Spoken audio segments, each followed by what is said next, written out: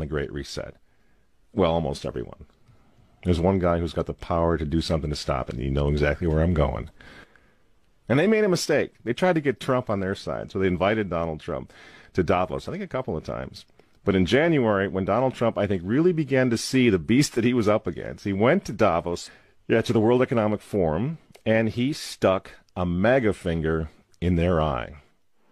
We're committed to conserving the majesty of God's creation and the natural beauty of our world. But to embrace the possibilities of tomorrow, we must reject the perennial prophets of doom and their predictions of the apocalypse. These alarmists always demand the same thing: absolute power to dominate, transform, and control every aspect of our lives. We will never let radical socialists destroy our economy, wreck our country. 2 days after Donald Trump gave that speech, the 89-year-old leftist weirdo billionaire George Soros made an emergency intervention where, at Davos, once again, warning that the U.S. 2020 election will determine the, quote, fate of the whole world. Now, in the context of Davos, take a look at this one more time. This is a month after Donald Trump addressed Davos and stuck the MAGA finger in their face.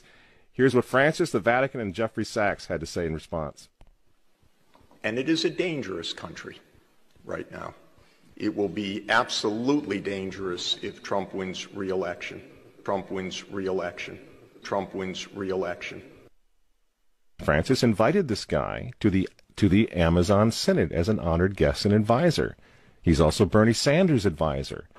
What's he doing in the Vatican? Why is this guy who's a promoter for socialist, out and out socialist, Bernie Sanders, what's he doing advising the Pope? Why does he have entree to the Vatican, friends?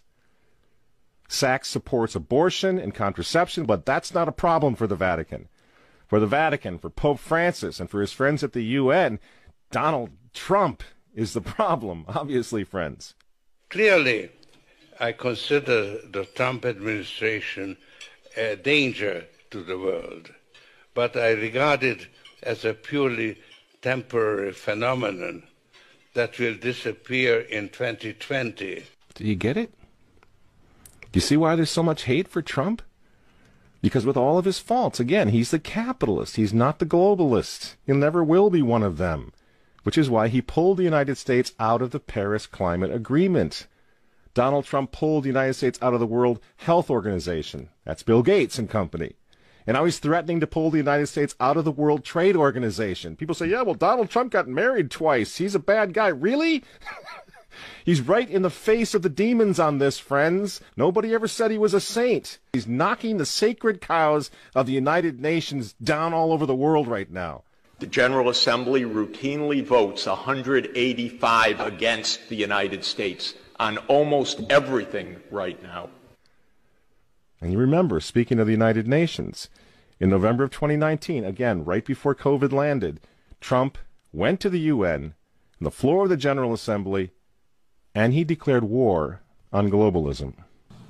Wise leaders always put the good of their own people and their own country first. The future does not belong to globalists. The future belongs to patriots. And shortly after the speech at the UN, Donald Trump delivered, what do you think happened? The coronavirus was unleashed on the world, and Trump's booming U.S. economy went on life support. Do you think that was an accident? So when they tell all of us to stay home, wear your mask so grandma doesn't get sick, please understand what's really going on here. They don't care about your grandmother. They don't care about old people, these people. They don't care about babies. They want them aborted so that they can save the common home.